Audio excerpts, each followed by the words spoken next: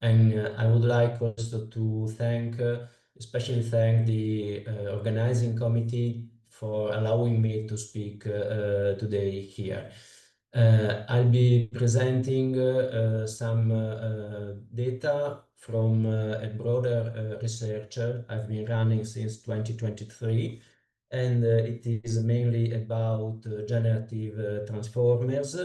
And my interest is in their capability to write and to imitate human writing.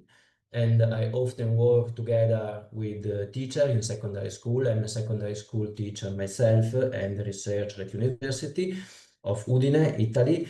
And what the data I'll be presenting tonight, today, sorry, it is tonight. Ah, okay, I'll share my screen. I thought you were sharing. Okay. There we are. Apologies. You should be seeing my presentation now. Okay, so you have, and I was saying I'm often working together with teachers, especially secondary school teachers, and of course, generative transformers have an impact on their work, on our work. And the reason why I decided to for this title, Can Machine Think, is because I believe there might be a misunderstanding in Italian teachers about what a generative transformer is and what it can do. And therefore, I decided to gather some data.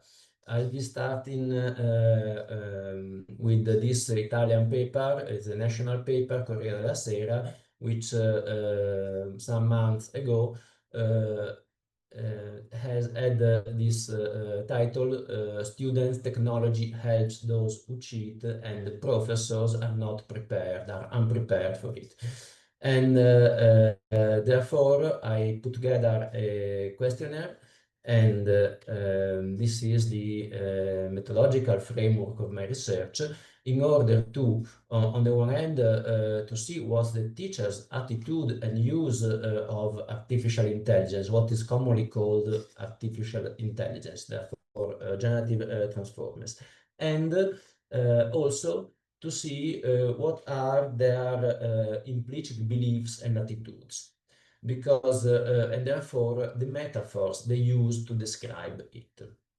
The first part of this framework is the framework of technology acceptance model that was developed by a sociologist in the late 80s, Davis, and then recently was used by other scholars like Kelly and colleagues, specifically to have a measure of the intention to use the technology, this kind of technology.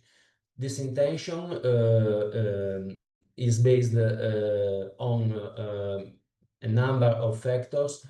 Most importantly, the usefulness, the perceived usefulness, and the perceived ease of use of the technology, of the software, how user-friendly it is. But also in artificial intelligence, there are some other considerations, like some cultural factors, the opinion of peers, and here it is of the other teacher community, Italian teacher community, and also the degree of trust, because we know that these technologies bring also risks and limitations. This is the generic framework of reference. Inside this framework, I decided to add some questions, and specifically one which asks the students, the teachers, to describe artificial intelligence as a metaphor. Therefore, completing a sentence. For me, AI is like, and after like, the teacher had to write something. We know from Lakoff and Johnson, and also from pragmatics, that we use often metaphors in our daily life, in language, to talk about something we don't know very well and we perceived as not really concrete, right? Abstract. This is, and that's probably the case of artificial intelligence now for many users in Italy.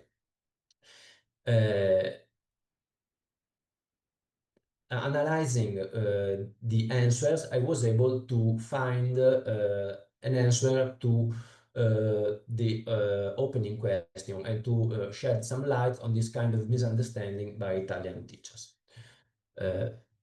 The sample of this research is a number of around 200 future teachers that that are teaching already, because the research, the questionnaire was gathered last year, that are teaching this year in Italian schools. I managed to get access to this population of future teachers because I work in the formation of secondary school teachers at my university, and there is this foundation course which is called 60 CFU. CFU are university credits that is necessary for anyone who wants to teach in a public school to get the necessary qualification, become a qualified teachers. The sample is also divided between teachers who want, people who want to teach in humanities and people who want to teach in technical scientific fields. On the average, mostly they are female and mostly between 30 and 40 years old. They have some experience in teaching, but not usually much. And their primary aim is teaching upper secondary school, that is between grade 9 and grade 9 and grade 13. The response rate for the research was around 50%. The results. The informant declare answering to Likert scale questions on with 5 possible positions that they use AI at least once per week, quite often, to search for information, to search for news, also for study and in-depth learning in their job, and also for school-related assignments. This shows that future teachers have quite quite an access to this technology, and they are trying to integrate it in their job. For what about the questions more specific to the acceptance model, here you can see some of the results that represent the highest agreement expressed by the teachers about some sentences that ask them to comment. The first one is about the perceived usefulness, and 67% of the group believes that that artificial intelligence, generative transformers can be useful, can save time and effort. They share usually a positive attitude towards this technology, and they perceive it as accessible and user-friendly, therefore easy to use according to the Davis model. They have a behavioral intention to use it. They are willing to take courses to learn how to use it better and to use it in their job. However, there are some concerns, some risks. Around 60% of them says that they agree completely or mostly agree that there are some risk on reliability of information. According to the question that I asked them to complete with a metaphor, I was able, with the qualitative content analysis, to find some codes and some common concepts that are present in often in their answers. In their a view of artificial intelligence is like an assistant and help, and you can see it here. Around 17% of the teachers think that. Others say it, around 13% see it like a tool, like a calculator or a generic tool. Around 10% are worried and they think that it is a lie or a hype or an illusion.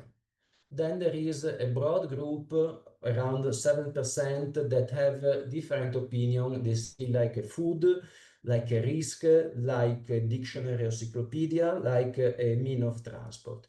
But what I'm mostly interested is this 5%, which has the idea that this transformer can be seen like a friend, like a colleague, or in their metaphors express some characteristic that are typical of human beings, and human beings able to express feelings and also think, and also entities with whom it is possible to have some kind of relation. The perception is mostly positive, but I'll skip this part. I'll go quickly because time is running.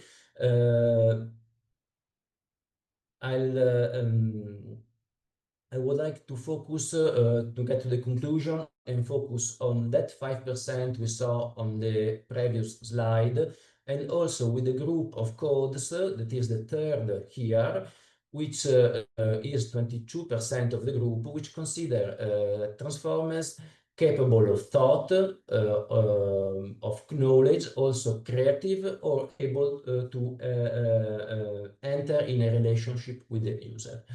This is a quite common misunderstanding, because one future teacher out of five seems to have this belief, and it is seen also in their metaphors. Therefore, and these are some of their opinion, summing up and coming to a conclusion.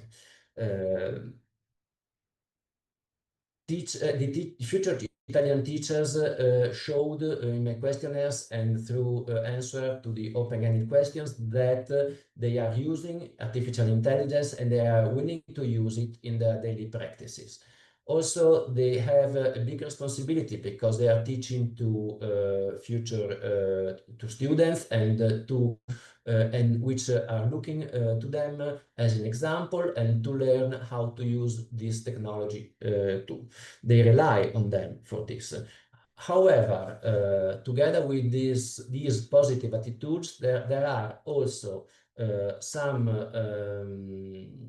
potential misunderstandings on the capability of these machines to think.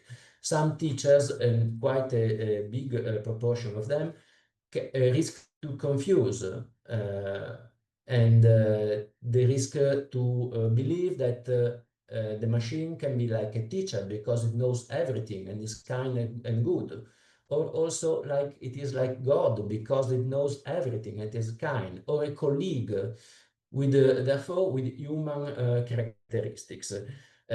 This can leave some potential application in the future on-the-job courses for future teachers and also for students, which could be workshops, and we are already offering to the school this kind of workshops, because we believe it is important to learn how to use these tools, also to learn their limitations, and maybe one of the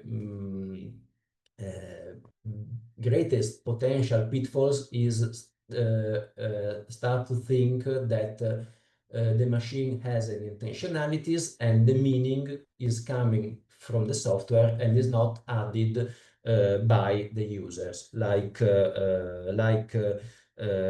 Emily Bender perfectly explained in her contribution about stochastic paths.